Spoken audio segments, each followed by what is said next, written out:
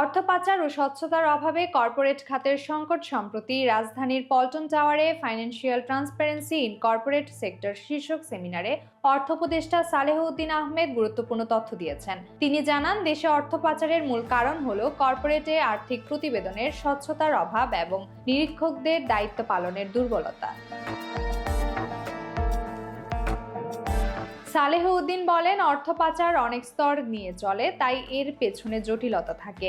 এ কারণেই অনেক অর্থ পাচারকারীর নিয়ন্ত্রণ থেকে বাইরে বেরিয়ে গেছে। তিনি নিরীক্ষকদের আরও বেশি দায়িত্বশীল ও স্বচ্ছ হওয়ার আহ্বান জানান এবং সাংবাদিকদের সোশিয়াল অডিট করে তথ্যের সঠিকতা যাচাই করার পরামর্শ দেন।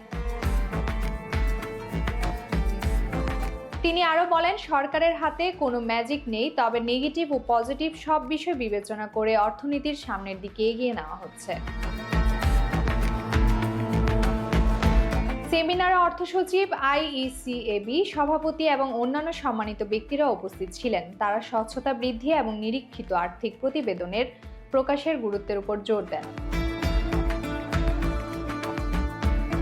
সালেহ উদ্দিন দেশের অর্থনৈতিক অবস্থা নিয়ে আশাবাদ ব্যক্ত করে বলেন, দেশের ভাবমূর্তি আন্তর্জাতিকভাবে ইতিবাচক এবং বিদেশি দাতা ও ব্যবসায়ীরা বাংলাদেশের মানুষের পরিশ্রম ও কর্মঠতা দেখে সন্তুষ্ট।